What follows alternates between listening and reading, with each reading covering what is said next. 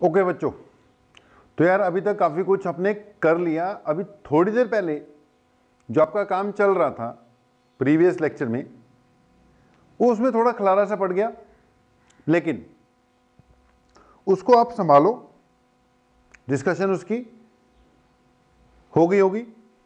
Okay, अब जो अगली बात है अपनी, उसमें हम डिस्कस करने जा रहे हैं यार कुछ methods of measurement, indirect methods of measurement. यार हमने क्या क्या कर लिया, हम मेजरमेंट पे अटके पड़े हैं,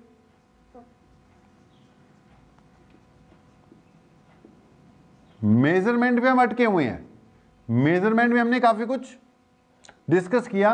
पहली बात नीड ऑफ मेजरमेंट, फिर किसको मेजर करोगे, फिर यूनिट्स, फिर सिस्टम ऑफ यूनिट्स, फिर सम स्पेशल यूनिट्स। वो सब करने के बाद अब जो अपना अगला टारगेट है, that is to discuss some special methods of measurements. अब कई स्कूलों वाले जो है ना, स्कूल के टीचर्स, वो जो स्पेशल मेथड्स वगैरह इनमें से क्वेश्चन डाल देते हैं, इसलिए हमें चलो हमारा क्या है, एक लेक्चर लगना है, इसको करवा देते हैं। वैसे अदरवाइज ये कम्पिटिटिव एग्जाम वगैरह के लिए बहुत ज़्यादा इंपॉर्टेंट एज सच नहीं होते, पर फिर भी कर लेना चाहिए। वही बात है, क्या जा रहा है, एक लेक्चर लगना है, हम करवा देते हैं आपको।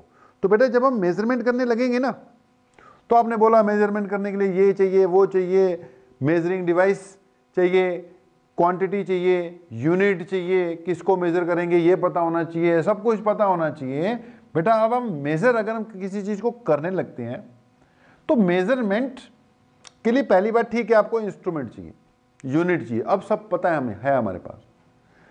अगली बात है कि यार किसी भी चीज को मेजर करने के दो मेथड्स हैं, एक जिसको कहते हैं डायरेक्ट मेजरमेंट, एक जिसको कहते हैं इनडायरेक्ट मेजरमेंट। तो मेजरमेंट को मैं दो पार्ट में बांट देता हूं। एक को क्या कह रहा हूं, डायरेक्ट मेजरमेंट, डायरेक्ट, और दूसरा जिसको हम कहेंगे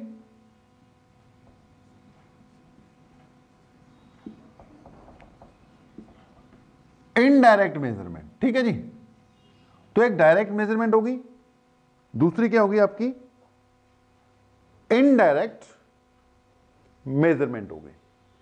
जो बेटा डायरेक्ट मेजरमेंट है वो तो डायरेक्ट मतलब सिंपली डायरेक्ट, आपके पास इंस्ट्रूमेंट है, आप मेजर करो, आपके पास स्केल है, आप एक लेंथ मेजर करनी है सेंटीमीटर में, तो आपके पास छोटा वाला स्केल होता है, आप वहां से लेंथ नापते हो, 2 सेंटीमीटर, 3 सेंटीमीटर, 4 सेंटीमीटर, आपको बोला मैंने 5 सेंटीमीटर की लाइन सेगमेंट बनाओ, तो आप स्केल लोगे, उसमें मार्किंग लगाओगे, हो गई 5 सेंटीमीटर की। या मैंने बोला इसकी लेंथ मेजर करो, एक लाइन सेगमेंट ड्रॉ कर दी, लाइन सेगमेंट की लेंथ मेजर करो, तो कॉपी पे स्केल से आप मेजर कर लोगे। यार ये बिल्कुल डायरेक्ट मेथड है। हमने बोला ये जो बोर्ड है आपके सामने, इसकी लेंथ और ब्रेड्थ नोट करो, या आपको बड़ा वाला स्केल लेकर आए, उससे नोट कर लिया, या एक वो इंची टेप होता है जो, उससे मेजर कर ली इसकी लेंथ ब्रेड्थ हाइट। ये भी क्या हो गई, डायरेक्ट मेजरमेंट हो गई।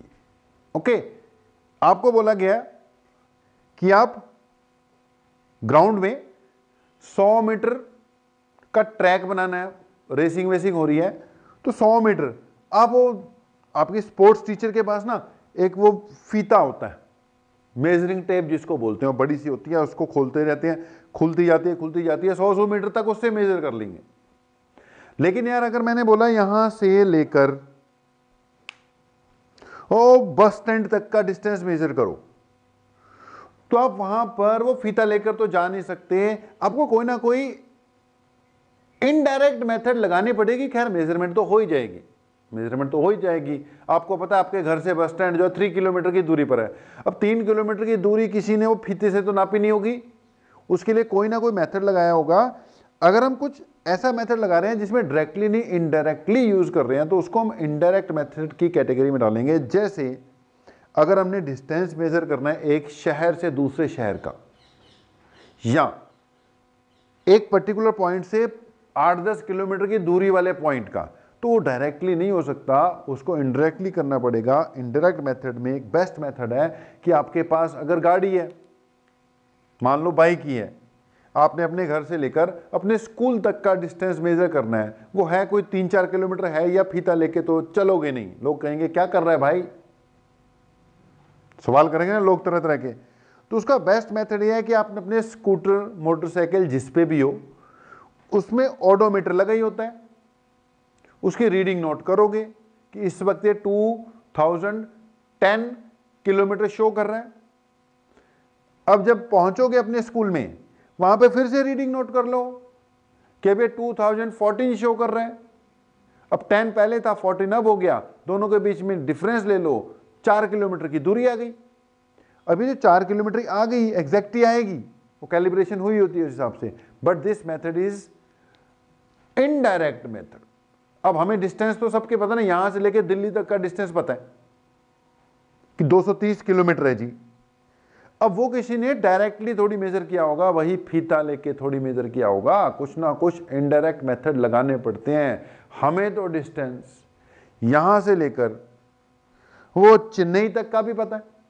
वो ट्रेन वालों में कि जब ट्रेन की टिकट बुक करवाते हैं ना, उसके ऊपर लिखा होता है इतने किलोमीटर। और फिर वही बात, ट्रेन के पीछे फीता थोड़ी बांध दिया था कि ट्रेन फीता लेके जा रही है और मेजर कर रही है, ऐसे नहीं होता।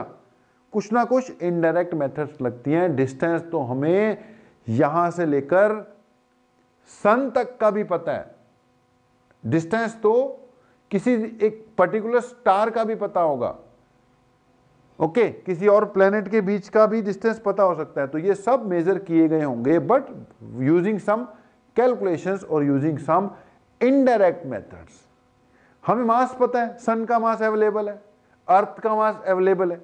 अब अर्थ का मास करने के लिए उसको किसी तकड़ी में थोड़ी रखा होगा, कुछ ना कुछ इनडायरेक्ट मेथड ही यूज की गई होंगी। तो बेटा लेंथ, मास, टाइम कुछ भी मेजर करने के लिए अगर वो हमारी रेंज से बाहर है, अगर अपनी रेंज से थोड़ा बाहर चले गया, तो उसको मेजर करने के लिए हमें कुछ ना कुछ इनडायरेक्ट मेथड का यूज करना पड़ता है, कुछ ना कुछ इनडायरेक्ट मेथड का यूज करना पड़ता है, या हमें कुछ इनडायरेक्ट मेथड्स का यूज करना पड़ता है। ओके जी, तो एक होगी डायरेक्ट। डायरेक्ट मैंने बता ही दिया, आपको पता है डायरेक्ट मेथड, बिल्कुल डायरेक्टली इंस्ट्रूमेंट का यूज करते हुए। अगर मैं लेंथ की बात करूं, लेंथ,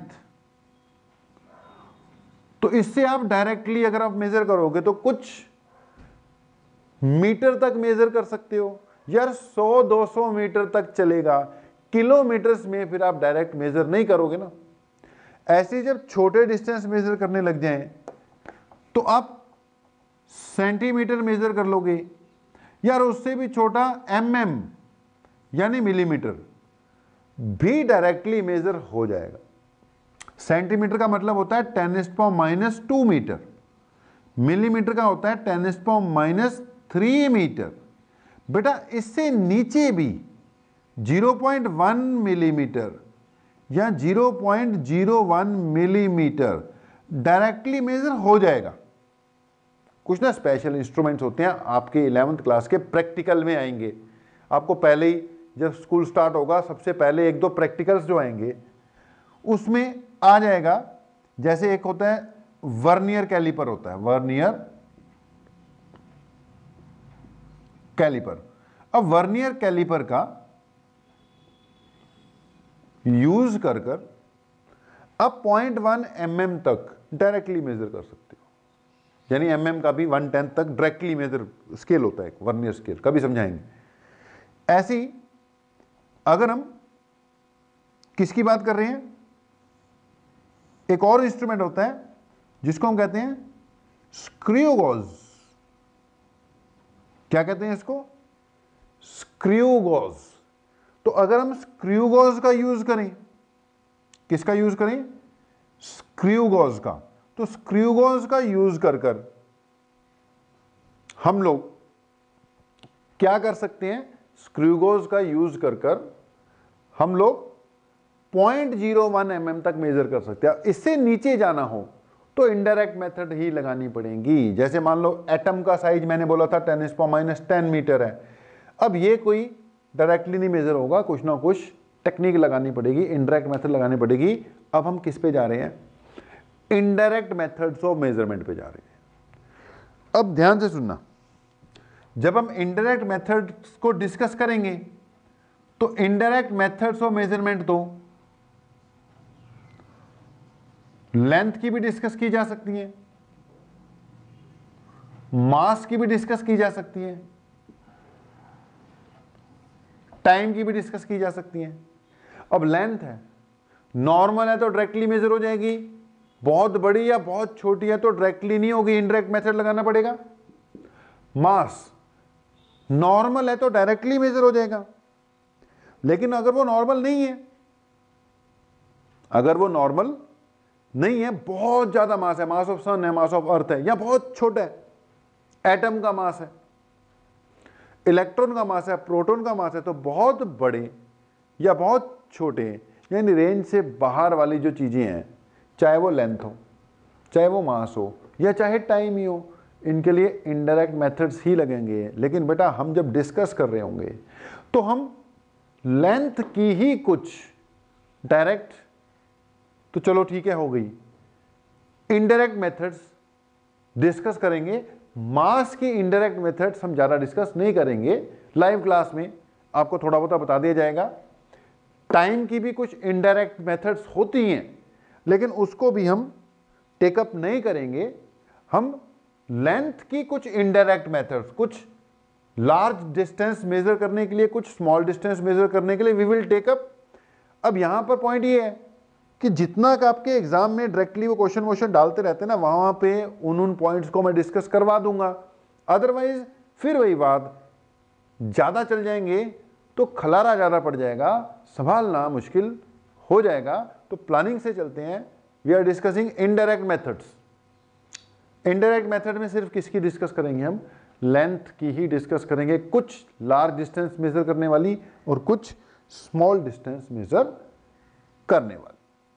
ओके जी, तो हम किस पे आ रहे थे? मेजरमेंट। लेंथ मास टाइम सबकी हो सकती है, एक डायरेक्ट तरीके, एक इनडायरेक्ट तरीके। अब हम किस पे आ गए? इनडायरेक्ट तरीके। किसके? लेंथ वाले।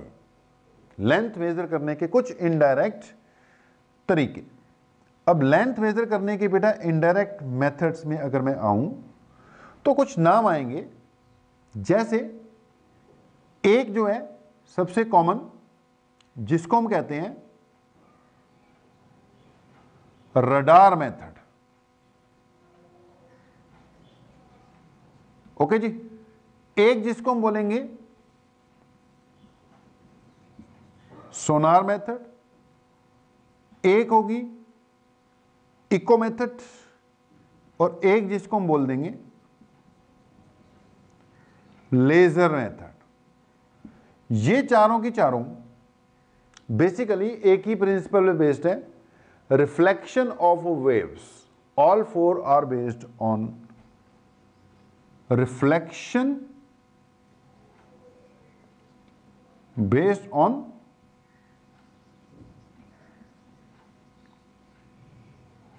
Reflection of waves.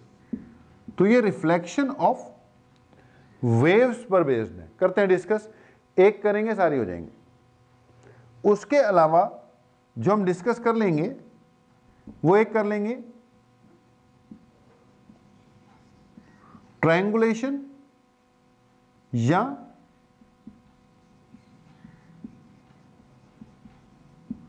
Trigonometric method. क्या बोलेंगे हम इसको? ट्रायंगुलेशन या फिर trigonometric method. Okay, trigonometric method. Okay जी। उसके अलावा एक जो आपको डिस्कस करवा देंगे पैरेलैक्स मेथड।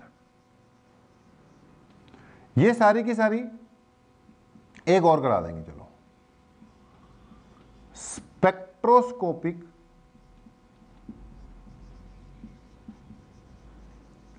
मेथड भी डिस्कस करवा देंगे। ये सारी की सारी मेथड्स लार्ज डिस्टेंसेस मेजर करने के काम में आती हैं। To measure large distances, large distance measure करने के काम में आती है। बाकी शॉर्ट डिस्टेंसेस के लिए कुछ यूनिट्स हैं, कुछ मेथड्स हैं, उनमें से एक डिस्कस करवा देंगे बस, सारी नहीं। वैसे एक जो मेन यूज होती है इसको कहते हैं रदरफोर्ड्स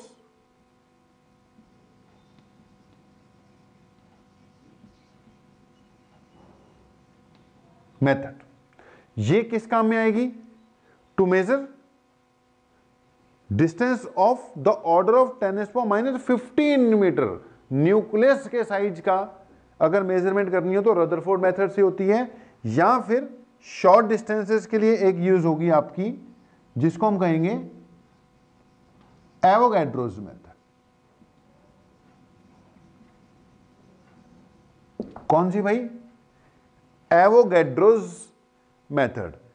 एवोगैड्रो मेथड यूज होती है to measure size of atom. कहां पे? To measure size of atom. और रदरफोर्ड मेथड कहां यूज होगी? To measure size of nucleus. तो धीरे धीरे एक एक कर कर इनको टेकअप करना पड़ेगा। पहले किस पे आते हैं? रडार, सोनार, इको, लेजर। रडार वही जो एरोप्लेन्स वगैरह को डिटेक्ट करने के काम में आते हैं। सोनार आपने 9th क्लास में पढ़ा होगा, इको भी 9th क्लास में पढ़ा होगा। लेजर वही चीज है, बता देते हैं। रडार का बेटा फुल फॉर्म होता है radio detection and ranging. Radar का मतलब क्या हुआ? रडार का फुल फॉर्म होता है radio detection and ranging. Radio detection and ranging. Actually इसमें रेडियो वेव्स का यूज होता है। मैंने बोला ना based on reflection of waves, concept same है, बस वेव्स का फर्क हो जाएगा। सोनार का वैसे फुल फॉर्म होता है sonar, sound navigation and, it is basically sound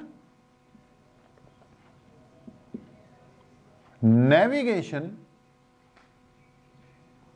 and ranging. Sound navigation and ranging, इसमें साउंड वेव्स का यूज होता है। साउंड वेव्स में भी कौन सी स्पेशल वाली वेव्स? अल्ट्रासोनिक वेव्स का यूज होता है। Basically ultrasonic waves sound waves ही होती है। तो इसमें रेडियो वेव्स, इसमें साउंड वेव्स, साउंड का भी कौन सी? अल्ट्रासोनिक वाला पार्ट। इको में साउंड वेव्स यूज होती है। और लेजर एक अलग चीज है। लेजर लाइट होती है, तुमने सुना होगा, लेजर भी एक स्पेशल टाइप ऑफ लाइट होती है। वैसे लेजर एक एब्रीविएशन है बच्चे, लेजर नाम नहीं है, actually it is an abbreviation. इसका फुल फॉर्म होता है लाइट एम्प्लीफिकेशन। अब यहीं पे क्वेश्चन आ जाएगा, light amplification by stimulated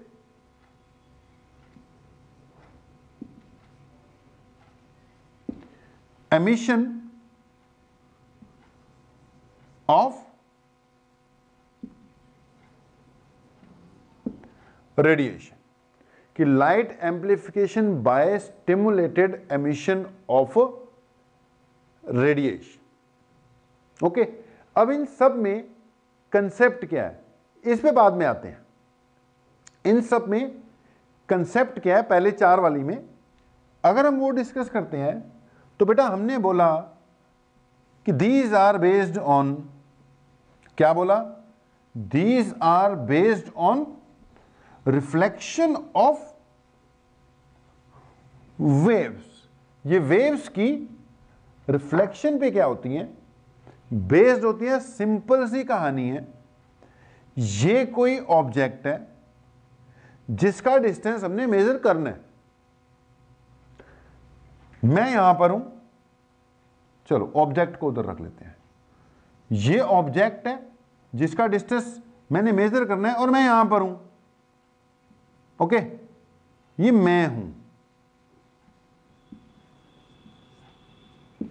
okay, मैं यहां हूं, मुझे उसका डिस्टेंस मेजर करना है। तो उसके डिस्टेंस को अगर वो एक्सेसिबल नहीं है, दूर है, बहुत ज़्यादा दूर है, तो हम क्या कर सकते हैं, यहाँ से कुछ वेव्स एमिट करेंगे।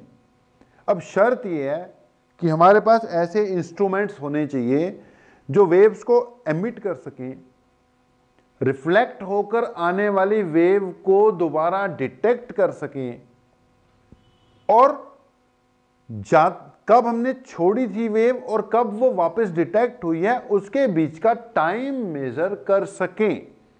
कंडीशन क्या है, ये रिफ्लेक्शन वाली मेथड्स यूज करने के लिए कि भाई हमारे पास ऐसा इंस्ट्रूमेंट होना चाहिए जो वेव्स को एमिट भी करेगा, डिटेक्ट भी करेगा, और जब छोड़ी गई थी और जब वो वापस डिटेक्ट हुई है उनके बीच का टाइम भी मेजर करेगा, तब चलेगा ना काम।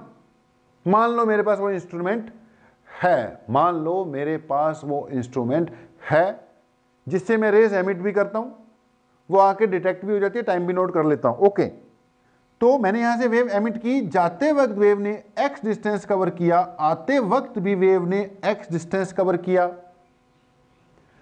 मेरे पास फार्मूला है velocity equal to distance travelled by time taken. Distance जाने और आने में वेव ने कितना कवर किया, 2x कवर किया, और जाने और आने का टाइम, जब छोड़ी थी जब वापस पहुंची, वो मेरे इंस्ट्रूमेंट ने मेजर कर लिया।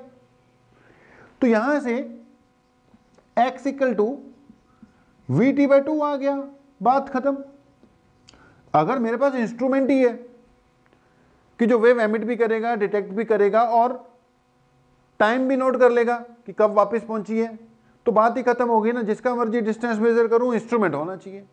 अब ये वो इंस्ट्रूमेंट्स यूज करते हैं, रडार में पूरा सिस्टम होता है, सोनार में भी पूरा सिस्टम होता है, इको वाले मेथड में भी कोई ना कोई सिस्टम लगाना पड़ेगा, लेजर वाले मेथड में भी कुछ ना कुछ सिस्टम हो गई तभी चलता है ना काम। तो अगर आपने यहां पर रेडियो वेव्स यूज की, रेडियो वेव्स डिटेक्ट करने के लिए किसी चीज को, तो वो रडार हो गया।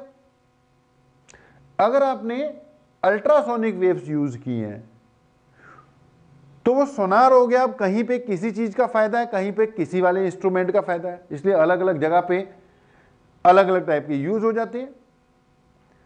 अगर आपने सिंपल साउंड वेव्स का यूज किया है कि साउंड प्रोड्यूस हुआ, इको जब प्रोड्यूस हुई, आपने इको सुनी, तो वो इको मेथड हो गई। और अगर आपने लेजर लाइट का यूज किया, लेजर लाइट स्पेशल होती है, बहुत दूर के डिस्टेंस, यहां से दूर के प्लैनेट के डिस्टेंस मेजर करने के लिए ये लेजर मेथड लगेगी आपकी। करना कुछ नहीं है, सब में फंडा यही। अगर ये रेडियो वेव, अगर ये मान लो कोई एरोप्लेन था और उसका डिस्टेंस नोट करना है, तो ये रेडियो वेव जा रही हैं, डिटेक्ट होके वापस आ रही हैं, सब कुछ हो रहा है, कंप्यूटराइज्ड होता है, टाइम वाइम नोट कर लिया, अपने आप डिस्टेंस मिलेगा। अगर ये इको मेथड यूज कर रहे तो साउंड वेव्स हैं, लेजर में लेजर लाइट है, अल्ट्रासोनिक में, सोनार में अल्ट्रासोनिक वेव्स है। फार्मूला सबका क्या रहेगा, सेम ही रहेगा, x equal to vt/2 use होगा, बस v का फर्क पड़ जाएगा। अगर वो रडार है तो यहां पे माइक्रोवेव्स यूज होती हैं जो कि रेडियो वेव्स होती हैं। एक्चुअली रेडियो वेव्स बहुत तरह की होती हैं, रडार में उनका स्पेशल वाला यूज होता है माइक्रोवेव्स। ठीक है, ये जो माइक्रोवेव्स हैं ये स्पीड ऑफ लाइट से ट्रेवल करती हैं। इसकी स्पीड होती है 10⁻³ इंटू 10⁸ मीटर पर सेकेंड।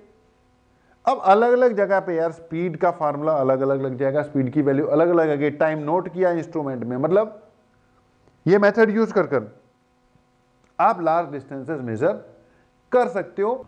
तो मेथड्स ऑफ मेजरमेंट में अपनी अगली जो मेथड है यार, indirect method to measure length. हम लेंथ की मेजरमेंट की बात कर रहे हैं। अब इसमें जो नेक्स्ट है बेटा, लेजर वेजर मेथड करने के बाद, वो ट्रिग्नोमेट्रिक मेथड है। ओके, बहुत है लेकिन हम कुछ ही डिस्कस करेंगे। तो अगली बात ट्रिग्नोमेट्रिक मेथड। बेटा इसमें ये लगा लो कि ट्रिग्नोमेट्री का क्या करना है, हमने यूज करना है जो भी ट्रिग्नोमेट्री जितनी भी आती है आपको। अब उसका यूज करते हुए अगर हम डिस्टेंस विस्टेंस फाइंड कर लें तो वो क्या होगी, ट्रिग्नोमेट्रिक मेथड होगी। फॉर एग्जांपल कि मुझे ये कोई टावर है, टावर, उसकी क्या मेजर करनी है, हाइट मेजर करनी है। अगर बेटा टावर की हाइट मेजर करनी है तो मैं इससे कुछ दूरी पर, मान लो यहां से इसके टॉप का एंगल ऑफ एलिवेशन अगर मैं मेजर कर लूं तो क्या मेजर करना पड़ेगा मुझे, एंगल ऑफ एलिवेशन मेजर करना पड़ेगा। शर्त यह है कि एंगल ऑफ एलिवेशन तो फिर चाहिए ना। ओके, अब एंगल ऑफ एलिवेशन मेजर करने के लिए बेटा फिर आपके पास कोई प्रॉपर क्या होना चाहिए, इंस्ट्रूमेंट होना चाहिए। आप कर सकते हो, ट्रायंगुलेशन मेथड का यूज कर सकते हो। आप एक टावर है उसके ऊपर नहीं चढ़ सकते, उसकी हाइट मेजर करनी ही करनी है। हाँ, उसके लिए आपके पास कोई इंस्ट्रूमेंट होना चाहिए जो क्या मेजर कर सके, एंगल ऑफ एलिवेशन मेजर कर सके। अब एंगल ऑफ एलिवेशन मेजर करने के लिए इंस्ट्रूमेंट्स मार्केट में भी अवेलेबल होते हैं और आप उसको खुद भी बना सकते हो। अब वो कैसे बनाते हैं वो कभी हम नेक्स्ट वीडियो में डिस्कस करेंगे। फिलहाल हमने बोला कि यू नीड सम इंस्ट्रूमेंट। हम ऐसे ही पढ़ा दूं कि जी एंगल ऑफ एलिवेशन नोट कर लो, लेकिन एंगल ऑफ एलिवेशन भी तो नोट करना पड़ेगा ना। उसके लिए फिर कोई ना कोई आपको प्रॉपर क्या चाहिए होगा, इंस्ट्रूमेंट चाहिए होगा। हम एज्यूम करते हैं कि हमारे पास वो इंस्ट्रूमेंट है, तो फिर तो कुछ भी नहीं रहा। आप जिस पोजीशन पे हो इसको क्या करोगे, यहां से फोकस कर दोगे, ये क्या आ जाएगा, इसका एंगल ऑफ एलिवेशन आ जाएगा। ये हाइट आपने मेजर करनी है, डिस्टेंस आप मेजर कर ही सकते हो भाई। टावर के ऊपर नहीं चढ़ सकते, टावर से के पास जाके वो डिस्टेंस तो मेजर कर ही सकते हो। अगर आपने एंगल ऑफ एलिवेशन मेजर कर लिया, हाइट आपको मेजर करनी है, एक्स आपने मेजर खुद कर लिया, ऊपर नहीं चढ़ सकते, पास तक तो जा ही सकते हो, तो इसके बाद कुछ भी नहीं रखा। फिर क्या लगा दूंगा, tan theta equal to perpendicular होगा। बेस परपेंडिकुलर कितना, h, बेस कितना x, यहां से h equal to x tan theta का यूज करते हुए क्या फाइंड की जा सकती है, हाइट फाइंड की जा सकती है। तो कितनी बड़ी बात नहीं है, ट्रिग्नोमेट्री की नॉलेज हो तो आप कुछ भी हाइट वाइट मेजर कर सकते हो। अब इसी का एक अगला केस लो। अगला केस ये है कि मान लो फिर वही बात, ये वही टावर है, आप इसकी हाइट मेजर करना चाहते हो। अब हाइट मेजर करने के लिए बेटा एक तो आपको एंगल ऑफ एलिवेशन चाहिए, दूसरा क्या चाहिए, एक्स चाहिए। अच्छा, एंगल ऑफ एलिवेशन मेजर करने के लिए मैंने बोला अपने पास इंस्ट्रूमेंट आ गया भाई, हम उस इंस्ट्रूमेंट का यूज करके एंगल ऑफ एलिवेशन मेजर कर लेंगे। लेकिन अगली बात है कि आप टावर तक भी नहीं जा सकते हो। कंडीशन है, बाड़ लगा रखी है अगले ने बाहर उसके, कि आप उस टावर तक नहीं जा सकते। तो उसके लिए एक दूसरा मेथड है कि आप क्या करो, जहां तक जा सकते हो वहां तक जाओ, वहां से अपने इंस्ट्रूमेंट से इसका एंगल ऑफ एलिवेशन मेजर कर लो। अपने इंस्ट्रूमेंट से इसका एंगल ऑफ एलिवेशन मेजर कर लो। ओके, मान लो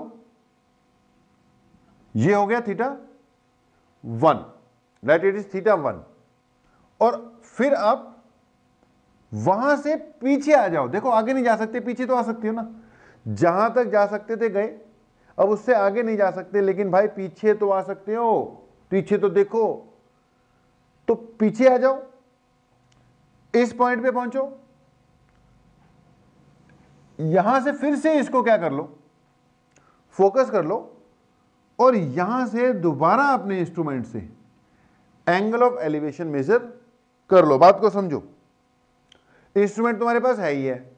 अगर तो आप टावर तक जा सकते थे तो आपने पहले ही ये डिस्टेंस नाप लिया। अब कह रहा टावर तक भी नहीं जा सकते भाई, अब आगे नहीं जा सकते, पीछे तो जा सकते हो। जहां तक जा सकते थे वहां से एंगल ऑफ एलिवेशन मेजर किया, पीछे आए, यहां से फिर से एंगल ऑफ एलिवेशन मेजर किया।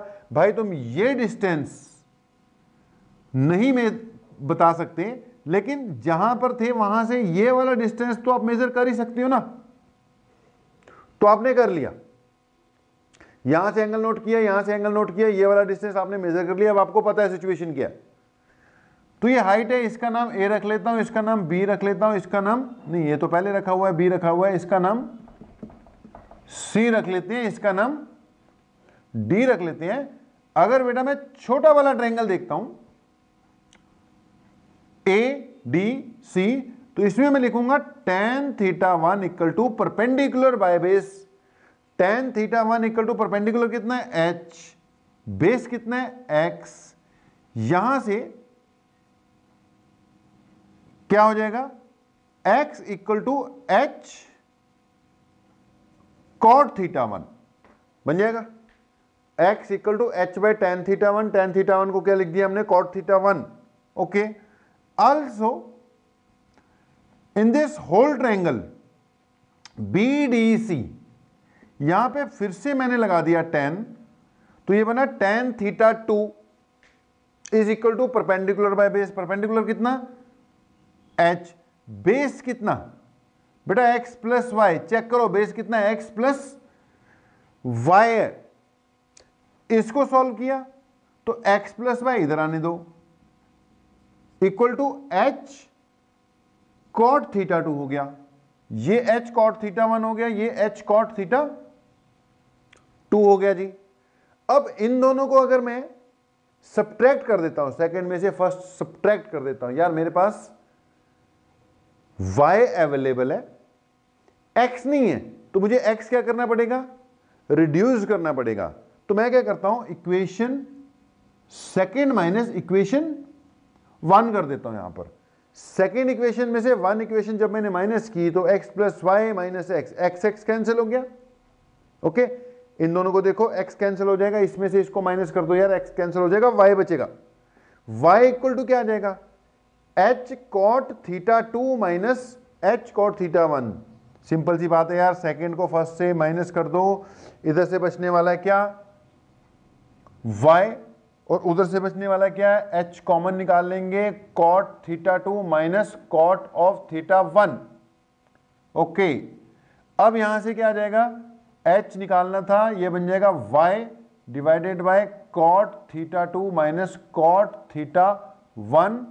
ध्यान से समझ लो कि y तुमने नोट कर लिया था, θ1 θ2 भी क्या कर लोगे, नोट कर लिए विद इंस्ट्रूमेंट। x का पंगा था, x हमने क्या कर दिया, रिड्यूस ही करवा दिया। अब इस फार्मूले को यूज करके भी क्या फाइंड की जा सकती है, हाइट फाइंड की जा सकती है। तो ये क्या हो गई यार आपकी ट्रायंगुलेशन या ट्रिग्नोमेट्रिक मेथड, जिसकी हेल्प से क्या फाइंड किया जा सकता है, डिस्टेंस फाइंड किया जा सकता है। अब कुछ मेथड्स हैं बेटा, बहुत मेथड्स हैं, सारी नहीं डिस्कस करेंगे। कुछ जो आपको मान लो आपके स्कूल वाले टीचर या स्कूल्स में या कहीं पे भी नॉर्मली जो करा ही देंगे वो मैं टेकअप कर लूंगा। उसके अलावा जो कोई तुम्हें एक्स्ट्रा करा दे, ना समझ में लगे, फिर हमें बता देना, वो भी हम करा देंगे। ये वैसे इतनी ज़्यादा वो जरूरी नहीं है, लेकिन फिर भी चलो अब कर रहे हैं तो सारा का सारा ही करो। क्या है, 1-2 लेक्चर एक्स्ट्रा लगते हैं, कर लेते हैं, सब कुछ कर लेते हैं। ओके, अब इसके बाद आपकी जो नेक्स्ट मेथड आ रही है डिस्कशन में, दैट इज पैरेलैक्स मेथड। अब उसको ध्यान से सुनना, वो सही चीज है। Parallax method to measure distance. अब देखो बेटा, ये जो मेथड है ये छोटे मोटे डिस्टेंस मेजर करने के काम में आई थी। जो पैरेलैक्स मेथड हम डिस्कस करने जा रहे हैं, it is used to measure very very large distances, बहुत लार्ज डिस्टेंस, मतलब distance of star, distance of moon वगैरह फाइंड करना हो तो उसके लिए कौन सी मेथड यूज होती है, फिर पैरेलैक्स मेथड यूज होती है। तो अगली हेडिंग डाल लेना, इसको मिटा ही देते हैं, जगह बना लेते हैं। तो next heading is parallax method. बेटा पैरेलैक्स वर्ड हमने यूज किया था कि अगर हम एक ही पॉइंट को दो अलग अलग पोजीशन से ऑब्जर्व करते हैं ना, तो उसकी एंगुलर पोजीशन में डिफरेंस आ जाता है। अगर एक ही पॉइंट को दो अलग अलग पॉइंट से ऑब्जर्व करें तो उसकी एंगुलर पोजीशन में डिफरेंस आ जाएगा। That difference of angular position is termed as parallax. मैंने बोला ये एक पॉइंट है, मैं यहां पर हूं, मैं इस पॉइंट को अगर दो अलग अलग पोजीशन से ऑब्जर्व करता हूं, जैसे इससे ऑब्जर्व किया और जैसे सेम पॉइंट को यहां जाकर यहां से ऑब्जर्व किया, ओके, तो एक ही पॉइंट को दो अलग अलग पॉइंट से, एक पोजीशन को दो अलग अलग पॉइंट से ऑब्जर्व अगर हम करें तो उसकी एंगुलर पोजीशन में फर्क पड़ेगा। यहां से लाइन ऑफ साइट डिफरेंट है, यहां से लाइन ऑफ साइट डिफरेंट है, तो एंगुलर पोजीशन में फर्क पड़ेगा। अब ये जो डिफरेंस ऑफ एंगुलर पोजीशन है ना, ये इसको कहते हैं एंगल ऑफ पैरेलैक्स। अब अगर हमारे पास फिर वही बात, कोई ऐसा डिवाइस आ जाए, कोई ऐसा इंस्ट्रूमेंट आ जाए जो ये एंगुलर पोजीशन का डिफरेंस यानी कि पैरेलैक्स एंगल मेजर कर सकता हो। अच्छा, वो होते हैं। अगर हम ये एंगुलर पोजीशन के डिफरेंस को किसी तरीके से मेजर कर लें या मेजर कर जाएं, तो हम पैरेलैक्स मेथड का यूज कर डिस्टेंस फाइंड कर सकते हैं by using a simple formula, theta is equal to length of arc by radius. अब मान लो ये कोई पॉइंट है जिसका मैंने डिस्टेंस फाइंड करना है, मैं क्या करूंगा, मैं ए पोजीशन से इसको फोकस करूंगा। मेरे पास वो इंस्ट्रूमेंट होगा, मैं पहले यहां से एंगुलर पोजीशन इसकी नोट कर लूंगा, फिर मैं किसी बी पॉइंट पे जाऊंगा, फिर मैं बी पॉइंट से सेम पॉइंट को फोकस कर अपने इंस्ट्रूमेंट से एंगुलर पोजीशन उसकी भी नोट कर लूंगा। वो इंस्ट्रूमेंट दोनों के बीच का एंगल दे देगा भाई। फिर वही बात कि जो कंडीशन है इसको यूज करने की, वो तो यही है ना कि भैया एंगल मेजर करने का तुम्हारे पास कुछ ना कुछ इंतजाम होना चाहिए। अगर वो हो गया फिर बात बनेगी, अगर एंगल ही नहीं मेजर कर पाओगे तो फिर कहां माथा मारते फिरेंगे। तो सबसे पहली चीज हमारे पास वो इंस्ट्रूमेंट होना चाहिए जो एंगल मेजर कर ले इनके बीच में। तो हमने एंगल मेजर कर लिया, मान लो अपने पास इंस्ट्रूमेंट था भाई, यहां से फोकस किया, यहां से फोकस किया, एंगल मेजर करने के काबिल हैं अगर हम, तब बात आगे बढ़ सकती है। तो मान लो मेरे पास इंस्ट्रूमेंट था, मैंने पहले यहां से फोकस किया, यहां से फोकस किया, दोनों के बीच की एंगुलर पोजीशन नोट कर ली, ओके। अब जिन दो पॉइंट्स के बीच में मैंने मेजर किया है, पहली ए से और दूसरी बी से, अगर मैं इसको लेंथ ऑफ आर्क मान लूं और ये वाला डिस्टेंस, अगर बेटा ये एंगल छोटा होगा, काफी छोटा, मिनट्स में आ रहा है, काफी छोटा, तो क्या किया जा सकता है, ये जो लेंथ ऑफ आर्क है उसको approximately equal to this distance माना जा सकता है। वैसे तो ये लेंथ ऑफ आर्क है, इसमें थोड़ा फर्क होगा, लेकिन बेटा जितना ये एंगल थीटा छोटा होता जाएगा उतना ही एक्स और एल के बीच का फर्क कम होता जाएगा। अगर ये एंगल बड़ा है तो इस सिचुएशन में आप देखो, ये चीज x है और ये चीज l है, दोनों में काफी फर्क है, आप इक्वल नहीं कह सकते। लेकिन अगर ये एंगल छोटा हो जाए तो इसमें और इसमें मेजर करोगे को खास फर्क नहीं आएगा। अगर एंगल और छोटा हो जाए तो बेटा x और l के बीच का जो डिफरेंस है वो ऑलमोस्ट क्या हो जाता है, नेग्लिजिबल हो जाता है। अब हम लोग इतने बड़े बड़े डिस्टेंस मेजर करने जा रहे हैं कि एंगल बहुत छोटे बनते हैं, बहुत छोटे, बहुत ज्यादा छोटे होते हैं एंगल। अब उस केस में ये L और X अप्रोक्सीमेटली क्या मान लिया जाएगा, इक्वल मान लिया जाएगा। बात को समझो, डाउट होगा तो पूछना जी। सो यहां पे सिचुएशन ये है कि ये कोई पॉइंट P है, मैं मान के चल रहा हूं P काफी ज्यादा दूर है, काफी ज्यादा दूर है, तो ये जो एंगल ऑफ पैरेलैक्स आएगा वो काफी छोटा आएगा। अगर छोटा आएगा तो लेंथ ऑफ आर्क और A और B के बीच का डिस्टेंस अप्रोक्सीमेटली क्या मान लूंगा, मैं सेम ही मान लूंगा। थीटा मैंने इंस्ट्रूमेंट से मेजर कर लिया हुआ है। लेंथ ऑफ आर्क मैंने ए और बी के बीच का डिस्टेंस मेजर कर ली। तो बेटा यहां से अगर मैं r equal to L by theta लगा दूं तो मैं बिना इस पॉइंट तक जाए हुए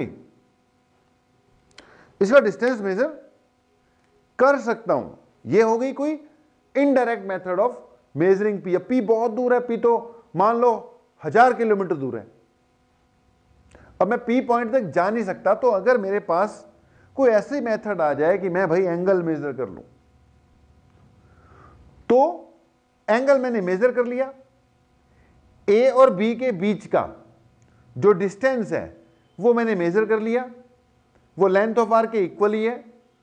अब एल और एक्स इक्वल ही थे, तो मैं क्या कर सकता हूं, एक्स मैंने मेजर कर लिया बच्चे, थीटा भी मैंने मेजर कर लिया, आर क्या कर सकता हूं, फाइंड कर सकता हूं। अब अगली बात बेटा, ये मेथड तब कामयाब है जब आप एंगल बढ़िया से मेजर कर लो।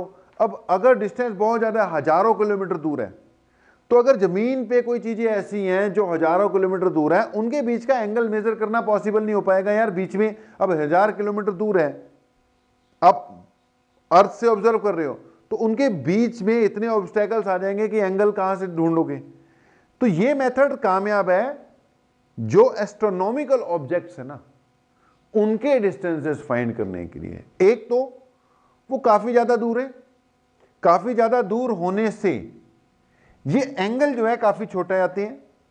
ये काफी छोटे आने के कारण ये जो अप्रोक्सीमेशन है अपनी, वो बहुत बढ़िया तरीके से लग जाती है।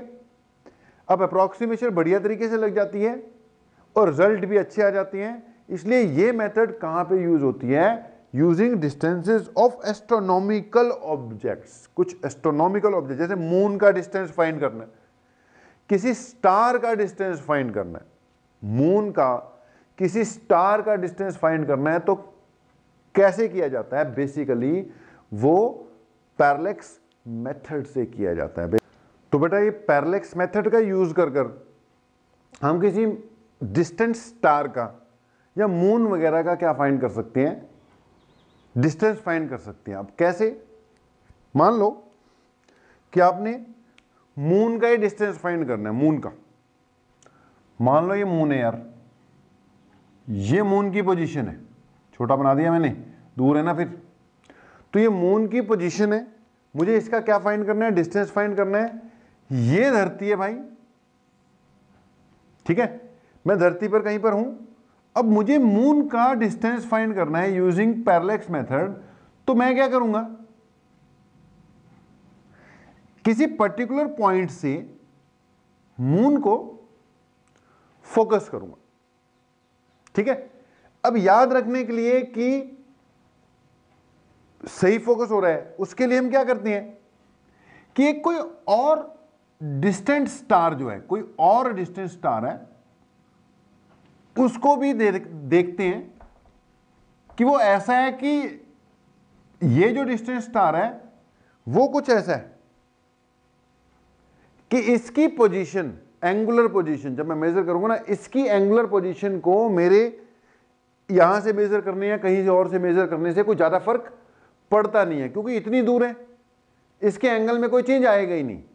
तो करते क्या है, इस पर्टिकुलर पोजीशन से हमने मून को क्या किया, फोकस कर लिया, ओके। और यहीं से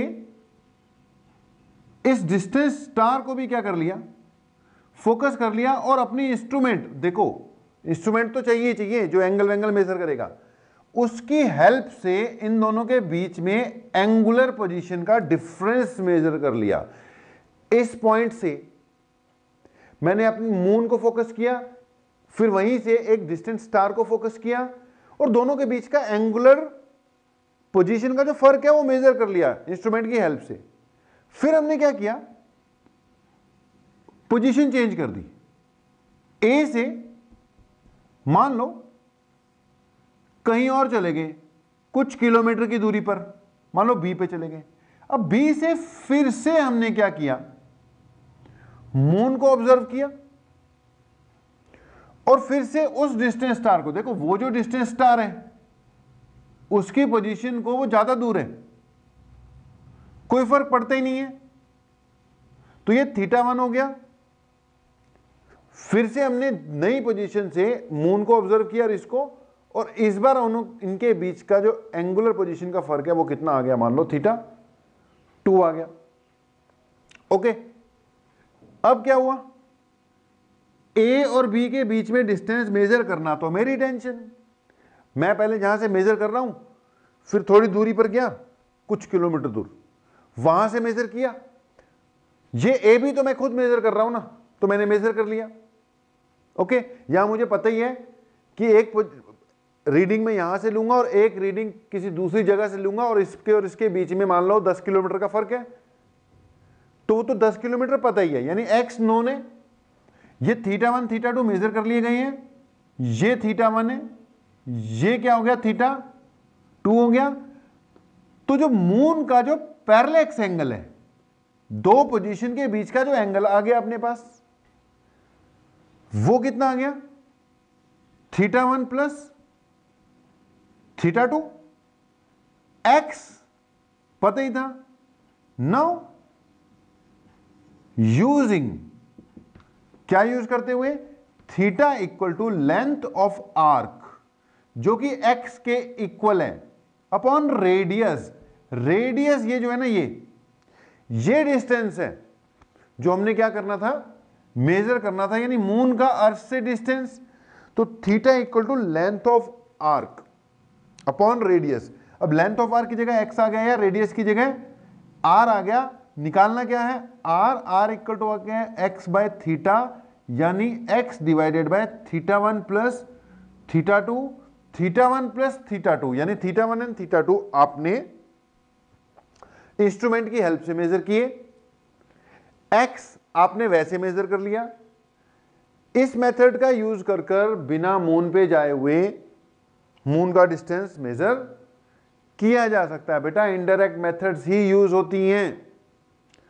अब अगली बात ये कि कई बार कुछ स्टार्स इतनी दूर हैं, इतने लाइट ईयर दूर हैं कि अगर मैं कुछ किलोमीटर की दूरी तय करता हूं ना, मान लो एक रीडिंग ए पॉइंट से ली और 1000 किलोमीटर दूर चले गया, बी से ली, तो उनकी एंगुलर पोजीशन पे कोई फर्क ही नहीं पड़ रहा। मैंने बोला ना कुछ स्टार इतनी दूर हैं, क्या ए पॉइंट से मेजर करो, बी से मेजर करो, कुछ किलोमीटर का दूरी रखो, कुछ 1000 किलोमीटर की दूरी रखो, तो भी एंगल में कोई फर्क पड़ ही नहीं रहा।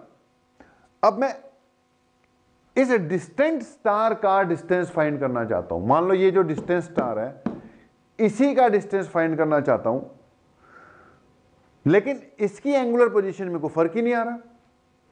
जब एंगुलर पोजीशन में फर्क नहीं आएगा तो पैरेलैक्स एंगल नहीं मिलेगा, पैरेलैक्स एंगल नहीं मिलेगा तो मेजर कैसे होगा इसका डिस्टेंस। अब इसकी एंगुलर पोजीशन में फर्क क्यों नहीं आ रहा, क्योंकि ये बहुत दूर है, क्योंकि ये बहुत दूर है, ये स्टार बहुत दूर है, बहुत ज्यादा दूर है कि अगर मैं ए से बी जाता भी हूं ना, तो इसके मुकाबले, इस डिस्टेंस के मुकाबले ये डिस्टेंस ही इतना ज्यादा है, इसके मुकाबले ए और बी के बीच का डिस्टेंस इतना कम है कि एंगल मेजर ही नहीं हो रहा। इतना कम एंगल आ रहा है कि वो मेजर ही नहीं हो रहा, लगभग सेम ही आ रहा है। अब बेटा इतनी दूर वाले स्टार को फाइंड करने के लिए, स्टार का डिस्टेंस फाइंड करने के लिए एक तरीका है कि यार ए और बी के बीच का डिस्टेंस बढ़ाओ। ए और बी के बीच का अगर आप डिस्टेंस बढ़ाओगे तो एंगल बढ़ने के चांसेस हो जाएंगे। अब आपने क्या किया, ए और बी के बीच का डिस्टेंस 10 किलोमीटर कर दिया, कोई फायदा नहीं। ए और बी के बीच का डिस्टेंस 100 किलोमीटर कर दिया तो भी कोई फायदा नहीं हो रहा। यार 1000 किलोमीटर कर दिया, लाख किलोमीटर कर दिया तो भी कोई फायदा ही नहीं हो रहा। मतलब इसका डिस्टेंस आप ऐसे नॉर्मल तरीके से तो मेजर कर नहीं सकते। अब फिर दिमाग लड़ाया साइंटिस्ट लोगों ने, वो कहते हैं तब क्या करें। वो कहते हैं डिस्टेंस बढ़ाने से एंगल बढ़ता है, जितना बढ़ा सकते हैं उतना बढ़ा देते हैं। तो उन्होंने एक मेथड लगाया कि अगर कोई ज्यादा ही दूर का स्टार है, जैसे कि ये, तो ए बी डिस्टेंस बढ़ाना है। उन्होंने लॉजिक लगाया क्या कि यार दूर दूर ज्यादा मत जाओ, एक काम करते हैं। उन्होंने बोला कि ये अर्थ है, ये बीच में कहीं पे सन है और ये अर्थ है। अर्थ सन के पास रोटेट कर रही है। आपको इतना तो बता दिया कि जो अर्थ है जब सन के आसपास रोटेट कर रही है, ये सन है भाई, बिल्कुल बीचों बीच लगा लेते हैं, और ये अर्थ है। तो जब ये इसके आसपास बेटा रोटेट कर रही है तो मान लो ये डिस्टेंस है, डिस्टेंस स्टार है, जिसका डिस्टेंस मैंने क्या फाइंड करना है, मेजर करना है। अगर मैं यहां से इसको फोकस करता हूं, इस पर्टिकुलर पोजीशन से इस स्टार को मैं क्या करता हूं, फोकस करता हूं अपने इंस्ट्रूमेंट की हेल्प से। अब अगर तो मैं अर्थ के ऊपर ही 2-4 किलोमीटर आगे बढ़ता हूं तो एंगल आ ही नहीं रहा। मुझे पता है कि एंगल जो है 1000-2000 किलोमीटर से नहीं आएगा, लेकिन लाखों किलोमीटर दूर चले जाऊंगा, एक रीडिंग यहां से एक रीडिंग लाखों किलोमीटर दूर से, तो शायद बात बन जाए। तो उसमें उन्होंने बोला कि यार स्टार ये है, ये अर्थ है, यहां से फोकस करो और एंगल मेजर करो। फिर कह रहे हैं बहुत ज्यादा डिस्टेंस चाहिए, बात बन नहीं रही है, तो उन्होंने कहा वेट करो 6 महीने तक। सन के आसपास पूरा चक्कर लगाने में अर्थ कितना टाइम लगाती है, 1 साल लगाती है, 365 डेज, उसको 12 मंथ्स बोल दिया चलो एवरेजली। अब कह रहा है कि 6 मंथ, एक चक्कर लगाने में, सन के आसपास एक चक्कर लगाने में साल लगता है ना, तो एक एंड से दूसरे एंड तक गए तो आधा चक्कर हुआ ना, तो हाफ राउंड लगाने में कितना टाइम लगेगा, 6 मंथ्स लगेंगे। ध्यान से सुनना, मैं कह रहा हूं ये स्टार इतनी दूर था कि अगर वैसे 2-4 हजार किलोमीटर दूरी कर रहा हूं मैं तय, तो वो इतनी कम है कि ये एंगल ना के बराबर आ रहा है। एक तरीका है कि ए भी बढ़ा दोगे तो चांसेस हैं कि ये एंगल कुछ आ जाएगा जिसको आप मेजर कर पाओगे। अब कह रहे हैं ए भी बढ़ाने का बाकी तरीके मुश्किल हो रहे हैं, स्टार तो वही है, उसकी एक रीडिंग यहां से लेता हूं और एक रीडिंग 6 महीने बाद दूसरी पोजीशन से लेता हूं। अब स्टार तो वही रहेगा, लेकिन अर्थ 6 महीने बाद यहां पर पहुंच चुकी होगी, ये पहली पोजीशन, ये दूसरी पोजीशन। दूसरी रीडिंग कह रहा है यहां से लेते हैं। अब इससे क्या हुआ, इससे हमारा ए बी जो डिस्टेंस है ना बढ़ गया एकदम, ए बी डिस्टेंस एकदम बढ़ गया, क्योंकि आपको पता है सन और अर्थ के बीच का, ये अर्थ है भाई, ये भी अर्थ ही है वही वाली, सन और अर्थ के बीच का जो एवरेज डिस्टेंस होता है that is called 1 astronomical unit.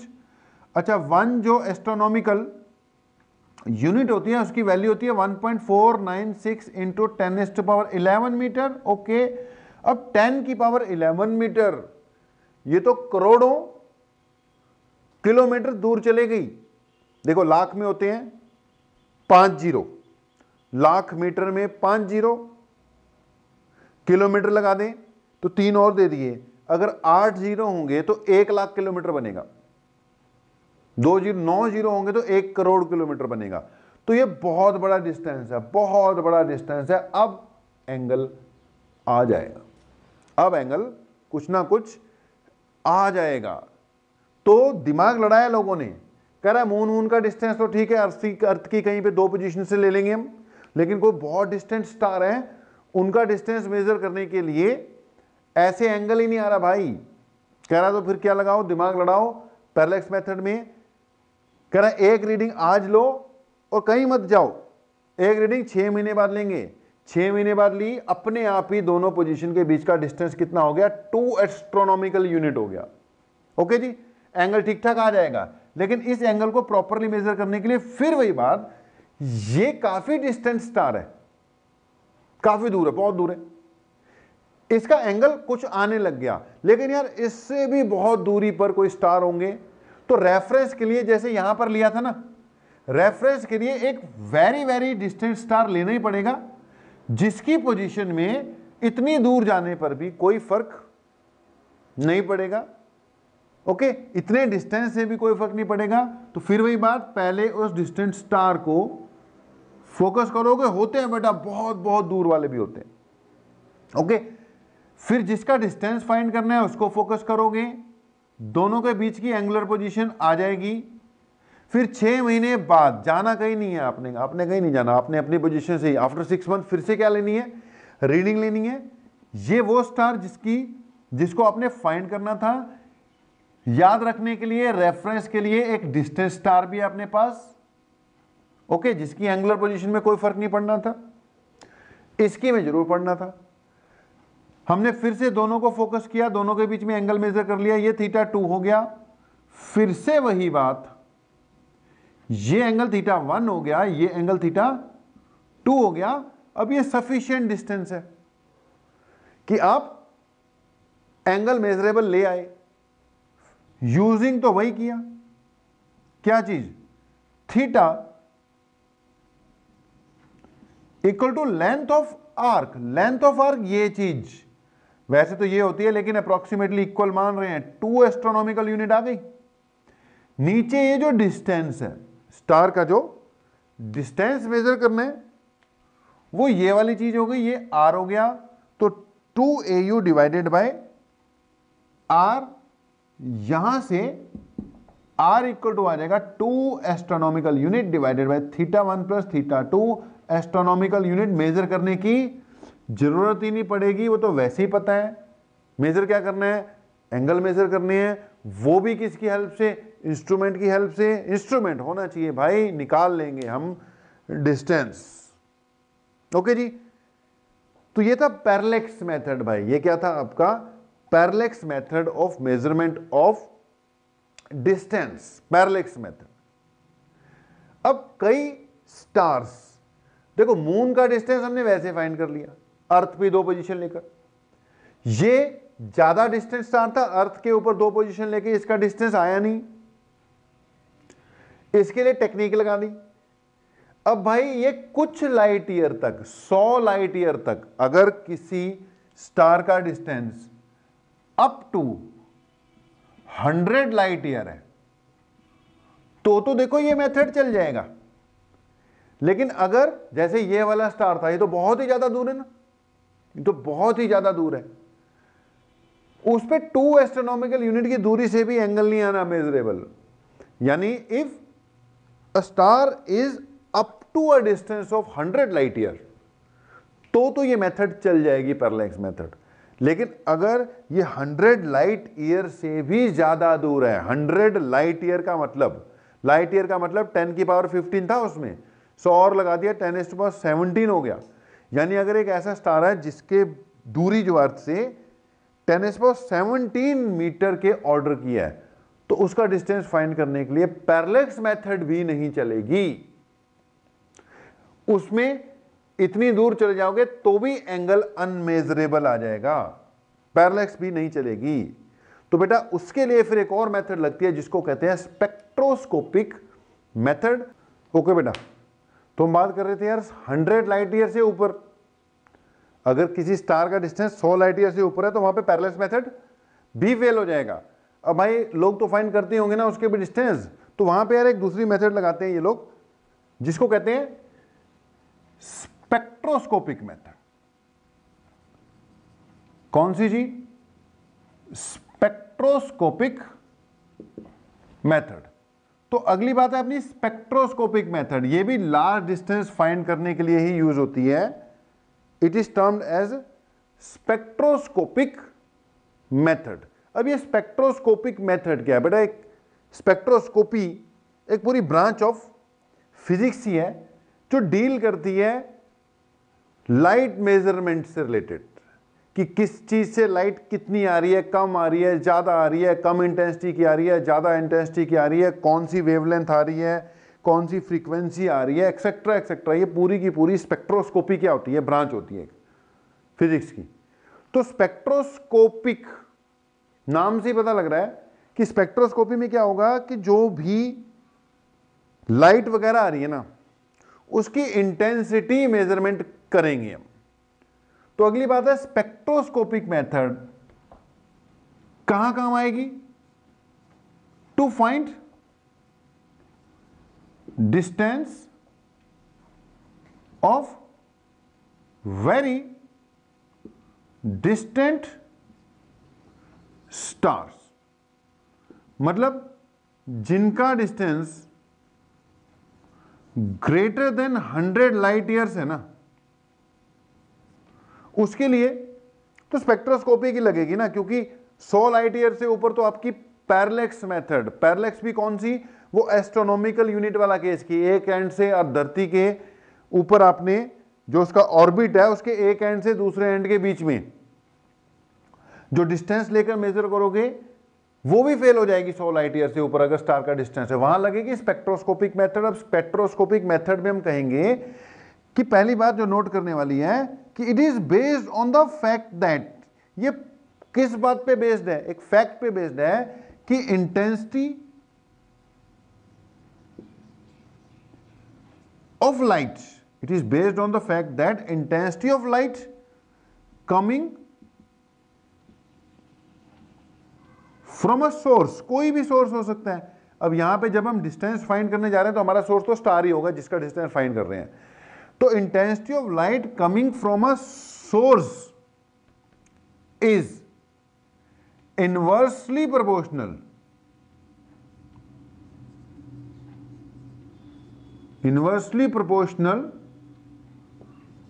To the square of distance of the source of light. मतलब एक सोर्स ऑफ लाइट है, वहां से हमारे तक कितनी इंटेंसिटी ऑफ लाइट आ रही है, ये किस बात पे डिपेंड करता है, डिस्टेंस पे। और कैसे, inversely proportional to, inversely proportional to मतलब जितना डिस्टेंस ज्यादा होगा उतनी इंटेंसिटी क्या हो जाएगी, कम हो जाएगी। सीधा हिसाब है भाई, सोर्स ऑफ लाइट जितनी ज्यादा दूर होगा उतनी इंटेंसिटी ऑफ लाइट कम हो जाएगी, इस फंडे पे ही वर्क करता है। तो सिंपल सी कहानी है, ये कोई स्टार है, हम यहां पर हैं, हम ऑब्जर्वर हैं, हमने इसकी इंटेंसिटी मेजर करनी है, इंटेंसिटी। अब फिर वही बात, इंटेंसिटी ऐसे हवा में थोड़ी मेजर हो जाएगी, for that we need some instrument. हम डिस्टेंस को तो इनडायरेक्टली ही मेजर कर रहे हैं भाई, लेकिन अब कुछ तो इंस्ट्रूमेंट चाहिए होगा ना हमें, तो हमारे पास एक ऐसा इंस्ट्रूमेंट होना चाहिए, स्पेक्ट्रोमीटर होना चाहिए, जो कि इस स्टार की इंटेंसिटी को प्रॉपर बकायदा सही सही मेजर कर सके। अगर इंटेंसिटी मेजर कर ली तो अंदाजा लग जाएगा, सीधा सही साहब इंटेंसिटी कम है तो इसका मतलब वो पास है, इंटेंसिटी कम है तो इसका मतलब दूर है, इंटेंसिटी बहुत ज्यादा है तो इसका मतलब वो पास है। ओके, तो अगर ये हम यहां पर हैं और इस स्टार का मैं डिस्टेंस फाइंड करना चाहता हूं, इस स्टार का डिस्टेंस क्या है, आर है, तो इंटेंसिटी मेजर कर लेंगे, वो inversely proportional to R square होती है, वहां से रिजल्ट आ जाएगा। अब अगर मैं इस मेथड का यूज करता हूं तो यूज करने में फंडा क्या लगाते हैं कि हमें एक क्या लेना पड़ता है, पहले नॉन स्टार लेना होता है। ये S1 मान लो क्या है, नॉन स्टार है। नॉन मतलब नॉन स्टार मतलब जिसका डिस्टेंस ऑलरेडी हमें पता है। ओके, ये नॉन स्टार है क्योंकि कंपैरिजन करके निकालेंगे। अब इसका डिस्टेंस ऑलरेडी हमें पता है जी। ओके, R1 मान लेता हूं। अब ये जो है हमारा अननोन है, अब इसका नाम S2 रखा। अननोन, अननोन मतलब जिसका डिस्टेंस मुझे फाइंड करना है। तो यार मुझे S2 का डिस्टेंस फाइंड करना था, मैं एक S1 पहले से लेकर आ गया कि यार वो वाला स्टार है, उसका डिस्टेंस तो मुझे पता है, वो तो पहले नोटेड है। तो मैंने अपना इंस्ट्रूमेंट उठाया, पहले जो नॉन स्टार है ना, मैं जहां पर भी हूं उसकी इंटेंसिटी मेजर कर ली। अब वो इंस्ट्रूमेंट से मेजर करनी है, मैं बार बार बोल रहा हूं। I1 मेजर कर ली with the help of that instrument. R1 मुझे पहले ही पता है क्योंकि इसका डिस्टेंस तो नोन है ना। ओके, तो वैसे मैं यहां पे क्या लिख सकता हूं, I1 is inversely proportional to R1 square. फिर उसके बाद फिर से इंस्ट्रूमेंट का यूज किया, जिसकी इंटेंसिटी अभी मुझे नहीं पता, मैंने उसकी भी इंटेंसिटी, सॉरी जिसका डिस्टेंस मुझे नहीं पता, मैंने उसकी इंटेंसिटी मेजर कर ली। इंस्ट्रूमेंट तो है ही है। उसकी इंटेंसिटी मान लो आ गई I2। अब I2 inversely proportional to R2 square है। अब बेटा inversely proportional to R1 square, inversely proportional to R2 square, same जगह पे हूं, सेम स्थिति में हूं, कांस्टेंट तो क्या रहेगा, सेम ही रहेगा। ओके, अब यहां पर ये I1 था, ये I2 है। इन दोनों को अगर मैं प्रोपोर्शनलिटी कांस्टेंट हटा देता हूं तो कोई ना कोई खैर कांस्टेंट आएगा, k बाय R1 स्क्वायर आ गया। यहां से I2 equal to k by R2 square आ गया। यहां से I1 by I2 equal to, दोनों को भाई डिवाइड कर दे, k कट जाएगा, k और k कट जाएगा, R2 ऊपर चले जाएगा, R1 नीचे रह जाएगा, ये बन जाएगा I1 by I2 equal to R2 square by R1 square. लेकिन मैंने फाइंड क्या करना है, R2, इसका डिस्टेंस फाइंड करना है ना, जो कि R2 है। R2 मुझे फाइंड करना है। R2 किसके इक्वल आ गया, R2 square, I1 by I2 into R1 square. तो R2 स्क्वायर आ गया I1 by I2 into R1 square. That means R2 क्या आ गया, root I1 by I2 into R1 का, R1 तो रूट के कारण उसका स्क्वायर तो खत्म हो जाएगा। तो बेटा इस मेथड का यूज कर कर आप उस अननोन स्टार का डिस्टेंस भी फाइंड कर सकते हो, which is more than 100 light years away. अब डायरेक्ट क्वेश्चन नहीं आएगा तो छोटा क्वेश्चन आ जाएगा कि भी पैरेलैक्स मेथड की लिमिटेशन क्या है। अब पैरेलैक्स मेथड की लिमिटेशन क्या है कि it can find distance of stars up to 100 light years.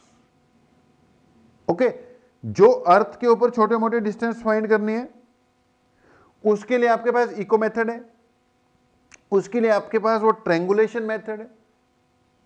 Okay, उसके अलावा कोई उड़ते हुए प्लेन के, समुद्र के नीचे डिस्टेंस वगैरह फाइंड करनी है, उसके लिए आपके पास सोनार एंड रडार मेथड है। लेजर मेथड से भी एस्ट्रोनॉमिकल ऑब्जेक्ट्स या बहुत दूर दूर की चीजों का, अर्थ और बाहर दोनों जगह का डिस्टेंस मेजर किया जा सकता है। उसके बाद आगे थी फिर आपकी पैरेलैक्स मेथड। पैरेलैक्स मेथड का यूज हम आमतौर पे एस्ट्रोनॉमिकल ऑब्जेक्ट्स का डिस्टेंस फाइंड करने के काम में लाते हैं, जिसमें से स्टार्स का डिस्टेंस भी हो गया। अब स्टार्स के डिस्टेंस फाइंड करते करते हमने देखा कि 100 लाइट ईयर से ऊपर फिर आपकी पैरेलैक्स मेथड नहीं चलेगी। फिर कौन सी ले आए हम, फिर स्पेक्ट्रोस्कोपिक मेथड ले आए। स्पेक्ट्रोस्कोपिक मेथड से अगर इंटेंसिटी बढ़िया आ रही है, इंटेंसिटी मेजर करने का आपके पास इंतजाम है, तो जितनी मर्जी दूर के स्टार का डिस्टेंस भी क्या कर सकते हो, आप फाइंड कर सकते हो।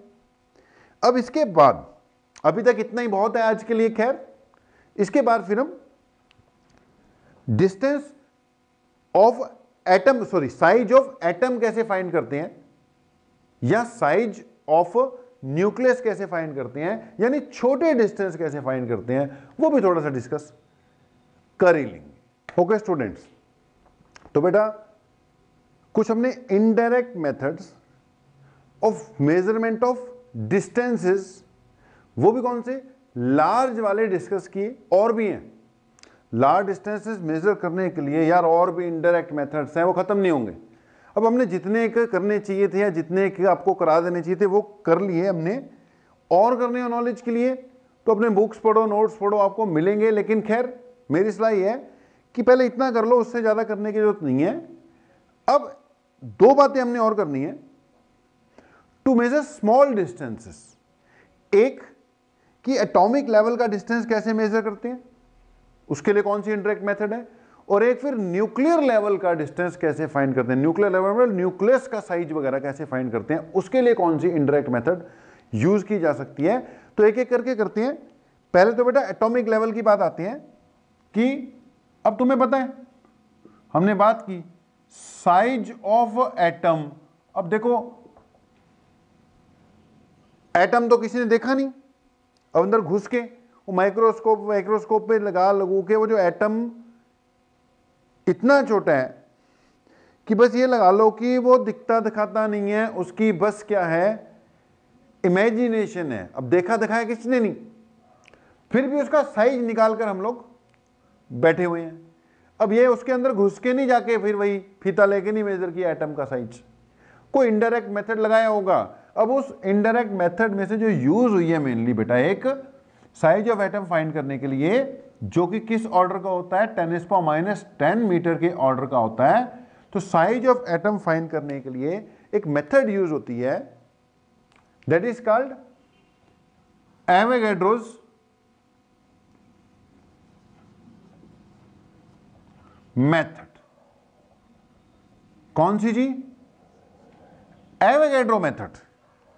अब अगली बात कि एवोगैड्रो मेथड करने से पहले हम एक बात जान लें कि Avogadro's method is based on the concept that the volume occupied, the actual volume occupied by the substance is just 2/3 of the total volume occupied by it। फिर से सुनना, जो मैंने स्टेटमेंट बोली उसको एवोगैड्रोस हाइपोथेसिस बोलते हैं। Avogadro's hypothesis, okay. एवोगैड्रो ने एक हाइपोथेसिस दे दी। हाइपोथेसिस का मतलब होता है कि कोई थ्योरी जो अभी तक एक्सपेरिमेंटली पूरी तरह से वेरीफाई नहीं की। हाइपोथेसिस जब मतलब इनिशियल स्टेजेस पे, बाद में तो खैर हो गई, जब इनिशियल स्टेजेस पे आप कोई चीज पेश करते हो तो उसको क्या कह देते हैं? हाइपोथेसिस कह देते हैं कि ठीक है बहुत बढ़िया, लेकिन अभी इस पे वर्क अभी चल रहा है। तो एवोगैड्रोस हाइपोथेसिस कहती है, ध्यान से सुनना, Avogadro method is based on Avogadro's hypothesis। एक बात। अब अगली बात, Avogadro hypothesis की मैंने स्टेटमेंट बोली थी, दोबारा बोल रहा हूं, पहले समझा दूं। मान लो ये कोई भी सब्सटेंस है, कोई भी सब्सटेंस, ठीक है जी, इसने वॉल्यूम ऑक्युपाई कर ली V, मतलब एक्चुअली कुछ और है लेकिन दिखने में बार बार से इसने कितनी वॉल्यूम ऑक्युपाई कर ली? V वॉल्यूम ऑक्युपाई कर ली। अब इसके अंदर मान लो एटम्स हैं। अब यार वो जितनी मर्जी टाइटली पैक्ड हो एटम्स, उनके बीच में गैप्स तो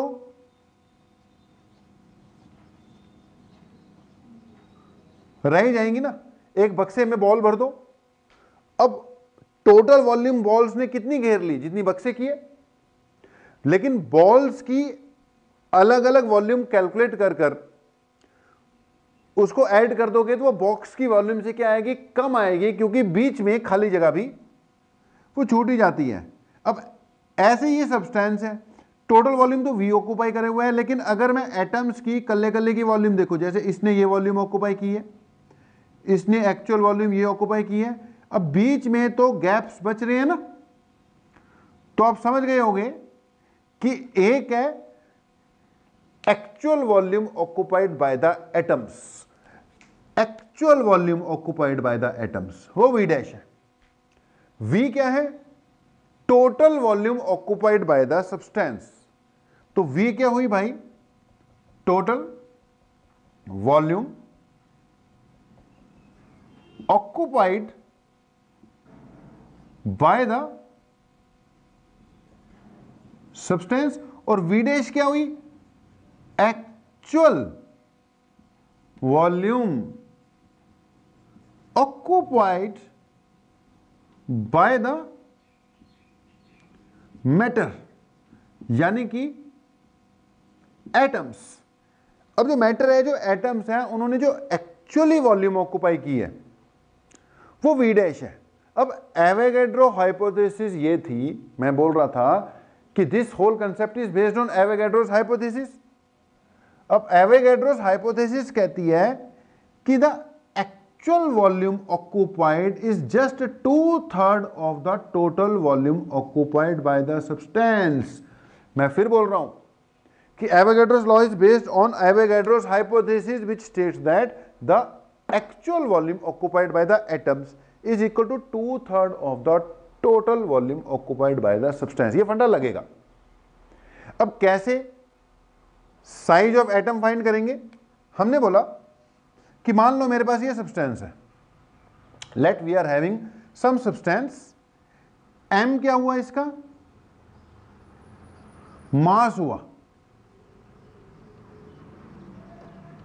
इन grams, let m is its mass in grams, ठीक है जी। रो क्या हुई इसकी, मान लो डेंसिटी हो गई, और m क्या हुआ इसका, मॉलिक्यूलर मास, ओके। m इसका मॉलिक्यूलर मास है, कैपिटल M, स्मॉल m इसकी सब्सटेंस का मास हो गया, रो इसकी क्या हो गई, डेंसिटी हो गई, ओके। अब सारा चक्कर रेडियस निकालने का, तो let r is radius of the atom. मान लो एटम जो है, एटम उसका रेडियस कितना है, r है, तो let r is radius of the atom. r क्या है, एटम का रेडियस है। अब बेटा एक एटम का रेडियस अगर r है, देन इट्स वॉल्यूम, एक एटम की वॉल्यूम कितनी हो जाएगी, 4/3 पाई आर क्यूब। स्फेरिकल होता है, मान के चलते हैं 4/3 पाई आर क्यूब। अब मान लो ये जो सब्सटेंस है, इसके अंदर मान लो टोटल नंबर ऑफ एटम्स कितनी है, n है, वो अभी हम निकाल लेंगे। पर मान लो टोटल नंबर ऑफ एटम्स इसके अंदर कितने हैं, n है, n। तो therefore actual volume occupied bye all the atoms, जिसको मैंने v डैश से डिनोट किया है, ये n into 4/3 pi are cube होनी चाहिए कि नहीं होनी चाहिए भाई। एक की वॉल्यूम 4/3 पाई आर क्यूब और टोटल नंबर ऑफ एटम्स कितनी है, कैपिटल N। तो v डैश किसके इक्वल हो गई, v डैश है ना एक्चुअल वॉल्यूम ऑक्युपाइड, एक की 4/3 पाई आर क्यूब और टोटल कितनी हो गई, n into 4/3 pi are cube, okay जी। अब अगली बात, ये तो आ गई एक्चुअल वॉल्यूम। अब v भी देखते हैं, v जो है वो किसके इक्वल है, डेंसिटी इक्वल टू क्या होता है, मास अपॉन वॉल्यूम। आल्सो लिख लो कि भैया density equal to mass upon volume, यहां से वॉल्यूम इक्वल टू क्या आ जाएगा, मास अपॉन डेंसिटी। ये भी बना के रख लो, v डैश बना, यार ये फार्मूला लगाना है मैंने, v डैश मैंने बना के रख ली, v भी मैंने बना के रख ली, इनकी वैल्यू पुट करूंगा। अब चक्कर सिर्फ n निकालने का, चक्कर सिर्फ किसका है, n निकालने का। n भी निकाल लेते हैं, n भी एक बार निकाल ही लेते हैं। यार n क्या है, टोटल नंबर ऑफ एटम्स।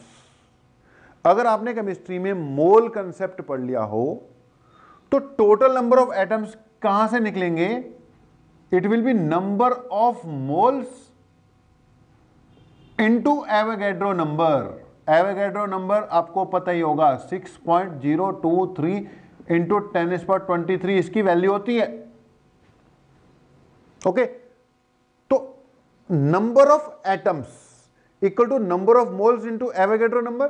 अच्छा, नंबर ऑफ मोल्स कैसे निकालते हैं, नंबर ऑफ मोल्स होता है mass in gram divided by molecular mass या एटॉमिक मास इंटू Na। ये तो चलेगा ही चलेगा, यानी आपने n भी निकाल लिया, n उधर निकल गया, v डैश निकला हुआ है, v निकला हुआ है, ओके। अब हम इसके बाद कहेंगे कि भी अकॉर्डिंग टू एवोगैड्रोस हाइपोथेसिस, कि अगली बात क्या करेंगे कि now according to Avogadro's hypothesis. क्या कहती है एवोगैड्रोस हाइपोथेसिस, कि जी v डैश यानी actual volume is equal to 2/3 of V यानी टोटल वॉल्यूम ऑक्युपाइड। तो आगे अब उसके बाद का स्टेप होगा मेरा according to Avogadro's hypothesis V dash is equal to 2/3 of V। V dash किसके इक्वल है? n into 4.3 pi are cube के इक्वल है, इक्वल टू 2/3 ऑफ V। अच्छा V भी मैंने सब काम तो पहले ही कर रखा है, निकाल रखा है, m बाय रो आ गया। अब यहां पर n की वैल्यू वो निकली हुई है, it will be m divided by capital M into Avogadro number. ये बन गया 4.3 pi are cube equal to 2.3 m by rho. Check कर लो, जो कटता है काट दो, जो बचता है बचा लो। m से m कट गया, 3 से 3 भी कट गया। टारगेट पे क्या है? रेडियस है। अब टारगेट पे रेडियस है तो रेडियस को एक साइड पे रखकर बाकी चीजों को घुमा फिरा के दूसरी साइड पे ले जाओ। देखो जरा, तब तक हम बोर्ड साफ कर देते हैं। क्या आ रहा है रिजल्ट? अगर मैंने इसको सॉल्व किया तो मेरे ख्याल से आर क्यूब को मैं यहीं रख रहा हूं, ध्यान देना। ओके, 2 बाय रो यहां पर पहले ही है, 3 और m कट गया, आर क्यूब को मैंने यहीं पे रखा, ये 3 कट चुका है। ओके, यहां से ये 2 भी काट दो। ओके, 2 2 जा 4 कट गया। अब ध्यान देना, आर क्यूब गलत ना हो जाए बस। ये जो नीचे वाला m है ये तो जाएगा ऊपर, m ऊपर चले गया, नीचे क्या आ जाएगा? वहां से आ जाएगा एवोगैड्रो नंबर आ जाएगा, और क्या आ जाएगा? 2 भी आ जाएगा। ठीक है? नहीं, 2 क्यों आएगा? ये वाला 2 कैंसिल हुआ, ये इस साइड पे 2 नहीं है, इस साइड वाला तो 2 कट गया हुआ है, ये नहीं है भाई 2। इस साइड पे तो सिर्फ क्या बचा था? 1 बाय रो, ये 2 तो हमने कटवा दिया। ठीक है, 1 बाय रो हो गया m divided bye na, m ऊपर चले गया, na नीचे चले गया। ओके, और क्या बच रहा है यहां पर? पाई बच रहा है। ठीक है, और 2 भी बच रहा है। तो ये वाला 2 पाई हमने नीचे ले लिया। चेक करो शायद कोई चीज मिस ना हो गई हो भाई। आर क्यूब इक्वल टू क्या आ गया? m divided by 2 pi rho into na। That means r equal to क्या आ गया? m divided by 2 pi rho into n into a की पावर 1/3। बेटे ऐसे निकाला जाता है। रेडियस अब चेक कर लेना, कहीं गड़बड़ छड़बड़ ना कर दी हो। रिजल्ट क्या आएगा? m divided by 2 pi rho na। अलग अलग एटम का मॉलिक्यूलर मास अलग अलग होगा, अलग अलग सब्सटेंस की डेंसिटी क्या होगी? अलग अलग होगी। na हर एक जगह के लिए क्या रहेगा? सेम रहेगा। तो बेटा अलग अलग एटम्स का रेडियस अलग अलग आएगा, लेकिन अप्रोक्सीमेटली ऑर्डर सबका 10⁻⁻10 मीटर यानी कि एंगस्ट्रॉम ही आएगा। ऑर्डर सबका सेम आता है, of the order of angstrom. तो बेटा इस तरीके से क्या कैलकुलेट की जाती है? रेडियस ऑफ एटम वगैरह भी कैलकुलेट किया जाता है।